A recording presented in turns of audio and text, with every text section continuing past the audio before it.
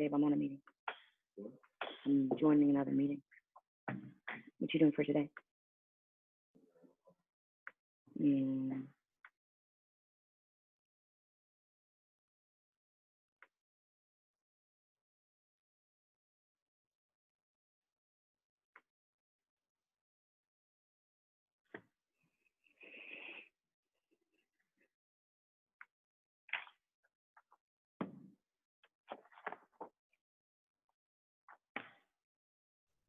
Hello.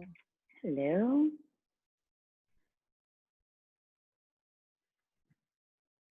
All right. How are you guys? I haven't seen y'all in a minute. It's been a while. Yeah. I mean, 2 hurricanes, no big deal. Like, Yeah. whatever. We'll make it through. So tell me what's going on. How is life? How is everything moving along for you guys right now? Well, I got some good news. I got offered a job for an insurance company as a VA, as their VA. So I got a call with them today and to, solidify everything. And then I just scheduled another call for today at 4 for a possible client. She's a lawyer and yeah, she needs administration. So she found, well, we connected on LinkedIn yesterday, literally. And I sent her a message. I'm like, hey, thanks for connecting. Here's to growing together.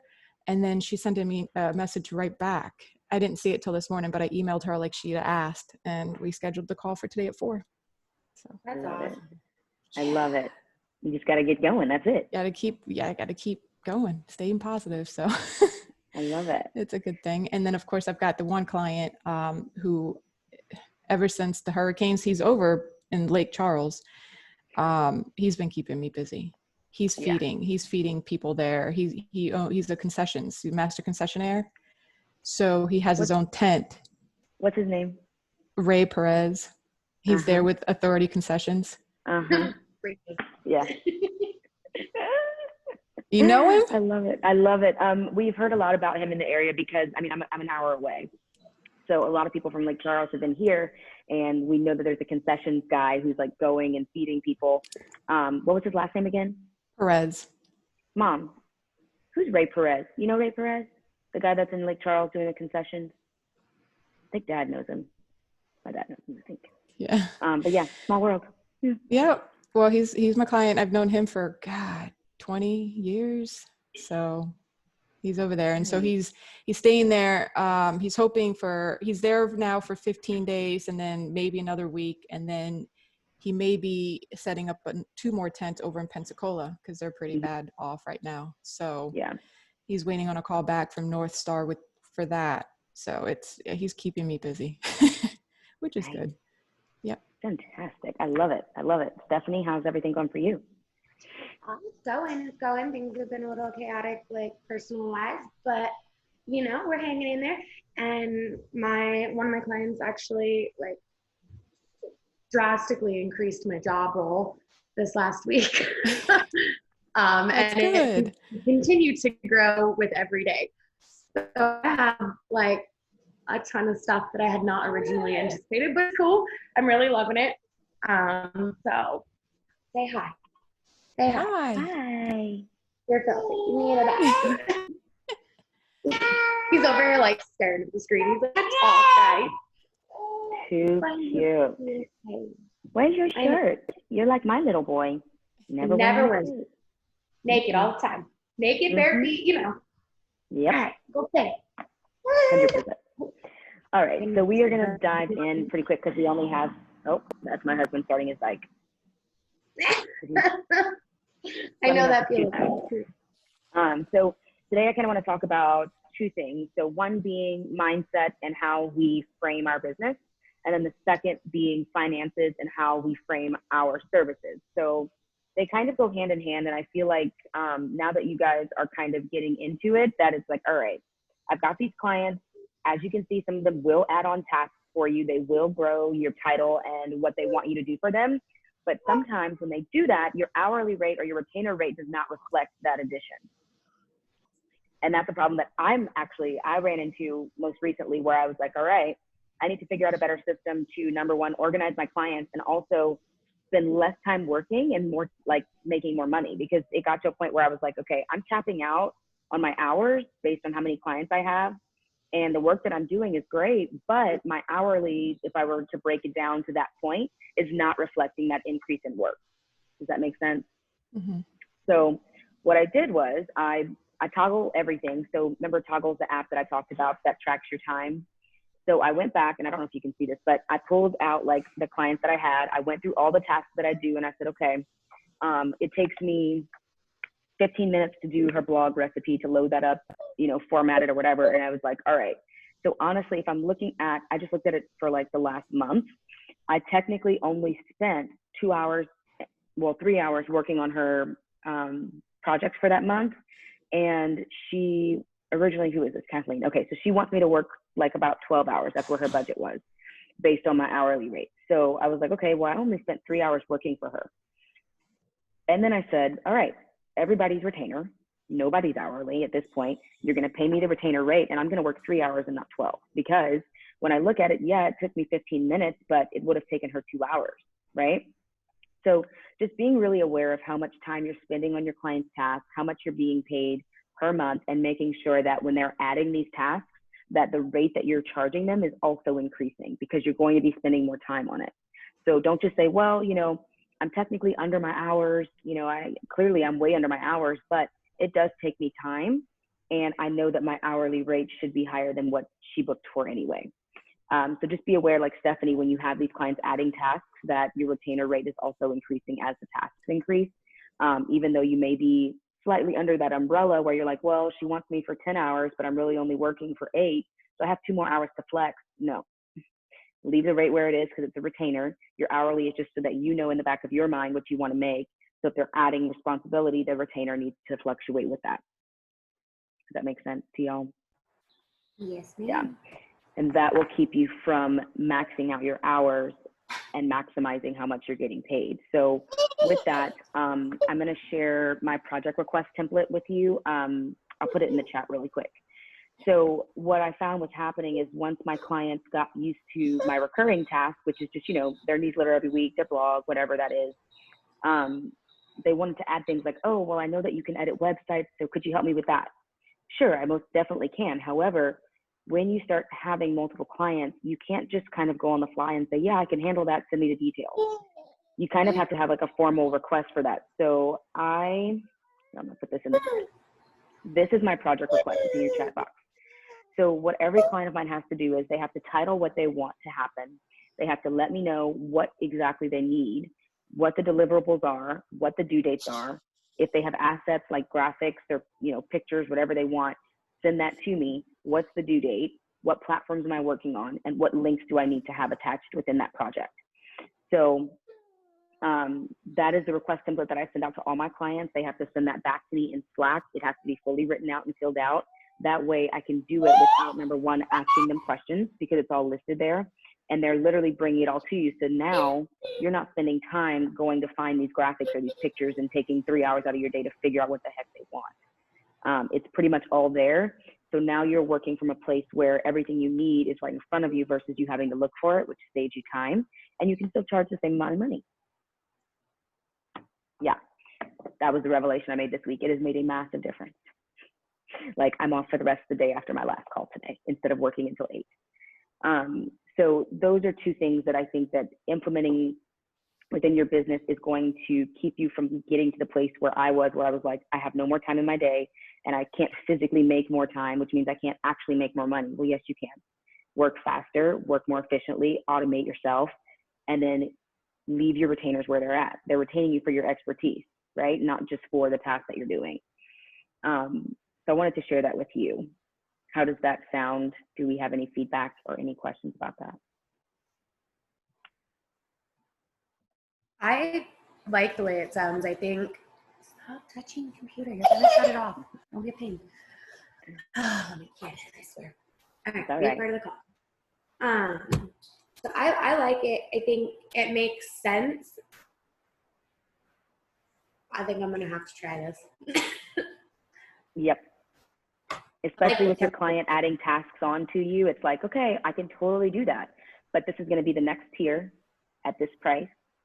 And you just move on like that, because at the end of the day, I mean, essentially you're going to have, and Irada, you're seeing this, where you're going to have multiple clients that you're managing. And yes, they want to book you out for 40 hours, but if you're an expert in what you do, you should be able to do that job in 2. Get it done, go make your money. That's how you start to compound the income that's coming in versus, you know, burning out and just capping out at a certain amount of money. Yeah. Makes sense. Yeah. So that's the 2 things there. The last thing that I wanted to talk about was just what mindset you're in when you're talking with your clients. So what are a couple things that, you know, go through your head when you book a discovery call? And this is just you just telling me a couple things that go through your head. I'm terrified usually. Why? I was going to say the same thing. I mean, like, it's that instinctive, like, oh crap, like I have to basically make them see why I'm the best. Okay. All right. That, I guess, for like the best way to put it would be like that brief moment of like imposter syndrome, where you're like, just kidding, not gonna be good at this. But I try really hard to not have that, but it doesn't ever work. Okay. So in talking about imposter syndrome, and this is, I promise we're going to get to the point, but in talking about imposter syndrome, everyone feels that way, but it's figuring out why you feel that way. So why do you feel like you're an imposter when someone books a discovery call with you? I think it's because I feel more new at the whole situation. Like, and I'm always worried, like, because so many people, when they're asking for what they want originally, and then what they say they need in the discovery call is different. Like, what they, hi, thank you. Come here. Stop, I'm talking. You're driving me nuts. Mine's at school. I wish. Okay. One of my 15-year-old mine's doing virtual right now, so. Yeah, my 15-year-old is in the bedroom doing remote learning right now. Yeah. So we have imposter syndrome because we're new. Yeah, I feel the same way as she does. It's the same exact feeling. Well, am I doing this correctly? Am I saying what I'm supposed to say so that they understand? That kind of thing. Yeah. And I guess for me, it's a big thing too, where like, if they said one thing when they're looking, and then when you have that discovery call and it's really not what they said it was, because maybe they don't understand the terminology, like they're looking for inbox management and they requested email management. Those are 2 very different things and 2 very different, like, if you're doing inbox management, it's very different from email management. And then that's that whole explanation, and it just, I don't know. I wish they all knew industry terms. It's never gonna happen. Never. I wish they did. Nope. But guess what? The fact that you know industry terms means that you are an expert, right? Exactly. So you shouldn't feel like an imposter at all, because you're not. When you have these discovery calls, instead of thinking about, oh, I could get this client and they're going to make me this amount of money, and it's, you know, there's so much pressure for me to book them and convince them that I'm great. The only thing that you need to think about in a discovery call is, do I actually want to work with this person? Does the work sound interesting? Does it sound like something I want to do? And does this bring me joy and or happiness? Not, how much money is this going to bring me? What is this task going to be? No, it needs to be reversed, where you're talking about, is this a client I want to work with? Do I feel excited about working with this person? And is this project something that actually makes me want to do it? Because at the end of the call, yes, because at the end of the call, it is 100% your decision, not theirs, if this is going to work. The money is a bonus, right? We're here and working online doing this because this is something we want to do, because it's something we're good at. So at the end of the day, if the client is not going to fit with you, it doesn't matter if they're going to pay you $1 million or a penny. It's not going to work, and it's not going to benefit you financially either. So you have to first look at the client relationship, see if it's something that excites you. And if it is, in that call, all you're doing is having a conversation about fulfilling a need for them or taking away a pain point. So figure out what pain point they have. It doesn't matter if it's email management or inbox or social or engagement. What's their pain point, and can you take that away? And that's literally your discovery call in a nutshell. I love it. I miss So when the 15-year-old wasn't in school. Let me tell you, I miss that so much. Right? So yeah, if you can connect with them, figure out if you actually like to work with them or like their work, and if you can figure out if this is something that you really want to do, and you can solve a pain point of theirs, finish the discovery call and let them know, look, let me know if this is a good fit. Uh-oh, I don't know what just happened. My Zoom went away. Oh, it was recording my meeting. Let me know if this is a good fit for you. And then guess what? If it is, it's going to happen. And if it's not, it won't happen. But don't sit around all day waiting for that email to come in your inbox. It's either going to happen or it's not going to happen. And you can't focus on that. You just have to let it go. Do your best, follow up with them. And then you're like, all right, if it's a good fit, then it's going to happen. And if it's not, then it won't. So that's what happened with me with the insurance job offer. For a lot, Mm-hmm. like for days I was looking. I'm like, finally I just let it go. And sure enough, I'm like, okay, I'm done. I'm not going to keep staring at my email. And sure enough, like I think it was 2 or 3 days later, that email came. So Yep. Yeah. Because you have to realize money is fluid. Clients are fluid. It's constantly going to be clients coming in, clients going out, discovery calls coming in, and they're either going to work with you or not. Like it's always going to be this cycle. So instead of harping on the fact that, this one discovery call didn't call you back or didn't follow up, there's more. There's millions of fish in the sea. There's millions of dollars in the sea. We will figure that out. But you just have to continue to move through that versus harping on that one, because honestly, while you're sitting there waiting for that one email, you could have been talking to another client or another potential or posting something that could impact someone else. So you have to continue moving forward and not stay stuck on that. The money will come, the clients will come. Literally that. And your clients will feel that in the discovery call. They'll feel if you're in that scarcity mindset or if you're in that mindset of flow. And when you're in the scarcity mindset, it doesn't feel good. And they won't feel good, which means they're not going to book ever. You have to be in the other side. What were you saying, Stephanie? I'm sorry. Oh, no, you're good. I feel like I kind of use discovery calls. I mean, obviously to find out about the project and what I'd actually be doing, but I honestly kind of I use them more to see, especially now because I've got clients and what time I have left to devote to new clients is so little. I use them more as an interview to see if it's going to be a good working relationship and less about the project. And I've definitely turned down some projects because of that. But then also one question I do have, Bree, is, so I don't want to call her a client because I don't think she's going to be a client much longer. Where the working relationship seemed like it would be really good at first. And she asked if I could do a trial retainer. So I did a 1 month normal trial retainer contract, no price drop or anything, just it was a 1 month contract. And we're getting to the end of September and I'm not going to continue.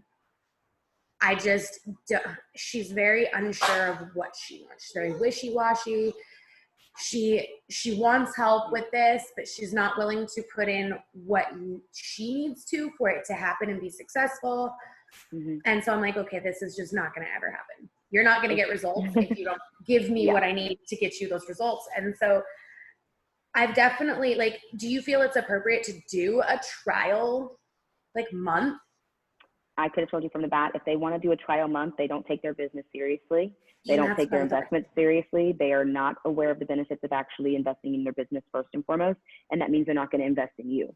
So no, if someone wants to come in with a trial run, they are not serious about pursuing anything worthwhile anyway, or anything that's going to actually produce a result. So in all honesty, when she says, I want to do a trial run, she's automatically setting you up for failure because she knows that it's not going to work, whether it's her sabotaging or you sabotaging or both.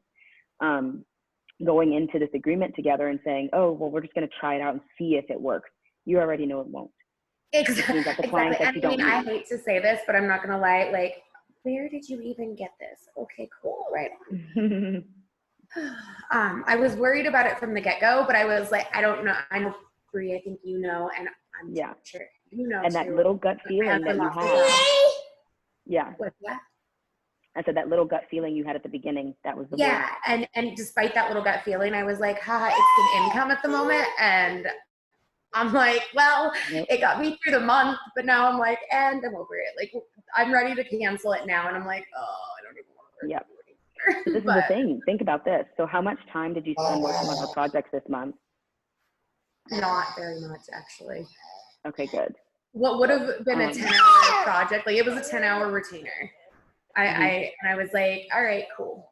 Like, I think I've worked 2. I'm like, I can't work if you're not giving me what I need. And like, how much stress did that put you under? Oh my God. At first a lot, and now I'm like, okay, cool. Like, she refuses to give me any information, like login information, which is cool. I don't blame you. Use LastPass. And she refused to give you information before she signed with you. And I'm like, I'm just done with it. Was done. Yeah. So when she asks what's going on, I'm like, I'm trying. I'm doing the best I can. If you think about it, so when you had that gut feeling and you're like, man, this is not going to be a good fit, you booked the client out of a scarcity mindset versus an abundance mindset. Mm-hmm. So if it originally triggered you and said, oh man, this is not going to feel great. This is going to be 30 days of just dealing with this client who, number one, is probably not even going to pay me what I need to get paid.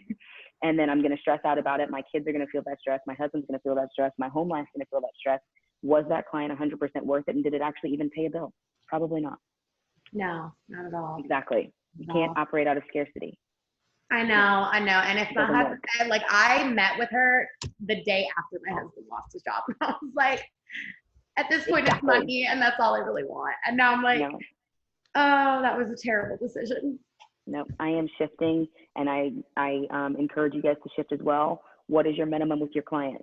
Don't take on a client that is below your minimum in terms of time or money. So I'll do a 3-month contract here and there for like very tiny one-off jobs, like a website or whatever, like that's easy. But for a client who's seriously wanting to come on, no less than 500 retainer every month and no less than a 6 or 12-month contract.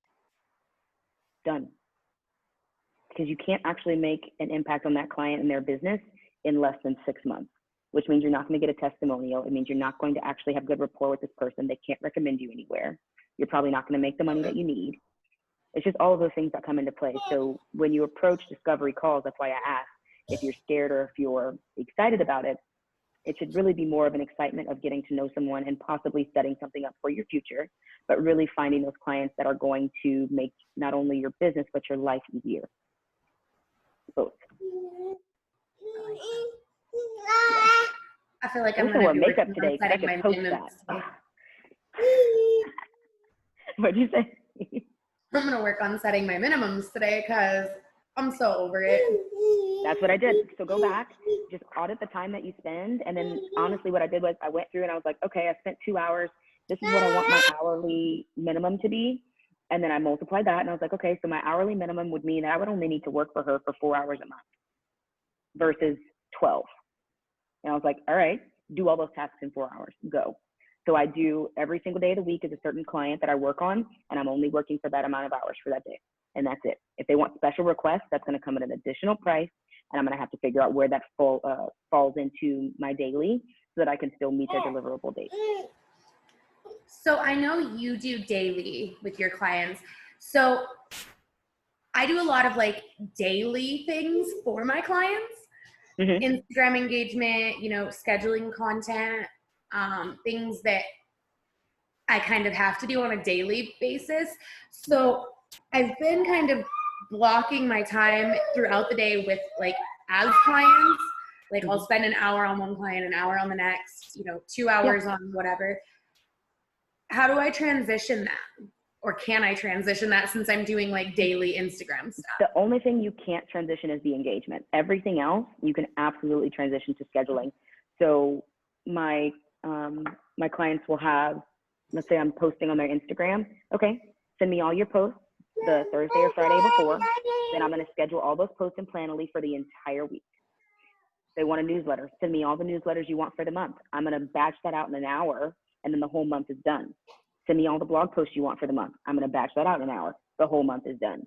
So the daily engagement is something that you could not. However, if you're batching out all of this stuff, and let's say you worked on one client per day where it was 2 hours, you batched out a whole week or a month for them, then your daily time, you're no longer like bogged down on the computer from 8 to 5. Now you're like, all right, well, it takes me 2 hours to complete their, Cindy's project on Monday, 2 hours for Katie on Tuesday, 2 hours for da-da-da. Then your morning or your afternoon is freed up for your engagement just to do that really quick. And then you're done. Okay, so that cool. all you're doing on a daily is engaging. I'm going to look at that today and see what I can like. See what you can batch. Please don't take a I chunk batch of everything. Unless it's an engagement thing, everything else is batched 100% because I don't have time to sit here and work on Cindy's stuff every single day. Yeah. It's gonna drive you crazy. You need to know that it's done and then it's okay, cool. I'm not gonna touch that for a week. And then my client knows if they have any requests that it's gonna get answered on their day. I told them what their day was. Your day is Thursday. So if you have anything for me, make sure that I have it by Thursday. If it's a project request or if there's something that needs to be changed in what's going out for scheduling, I need to know that by Thursday. So they are prepping and sending me stuff the day before. So when I go in on Thursday, everything is right where I need it. I'm not going to search for anything. I don't have time to search, and neither do you. And then I batch it out, and then I don't touch Cindy's stuff for another week. So that means that she's no longer messaging me and slacking me. And when she does, I'm like, well, I'm not going to answer until Thursday. So much easier. Then I'm going to look at that too because I'm like, I feel like my days, dude, knock it off. It's okay. I feel like my days are so bogged down by like the daily stuff by itself. And then I've got like the normal like weekly stuff that I'm like, Yeah. Take a step back. It took me about an hour Wednesday. I printed out all my time logs. I went over what I wanted to actually charge per hour versus what they were originally proposed. And then I figured out how I could optimize, schedule, batch, consolidate. I have 3 clients that are in the same like field and they use content from the same person. So when I go in to do that one client, I do them all and then it's done. okay. So now I'm not spending 2 hours on one, 2 hours on another. No, I'm spending 2 hours and I'm doing all of them at the same time. So look at your schedule, see how you can optimize for sure. And it'll honestly make your life easier to where you can have a break in the afternoon or on a Friday when you're like, I'm done at 2. I'm done. Whatever. And next week is done. So that's my spiel for today. That's what happens when we don't have a call for weeks. I'm like, here's all the information. This call was recorded, so I will be sending out an email. I'm going to get back into my newsletters and things like that next week. September with the hurricanes and everything just kind of hit us all like a ton of bricks. So I'll send this recording to you guys. That way you can have that. And then if you have any questions throughout the week, let me know.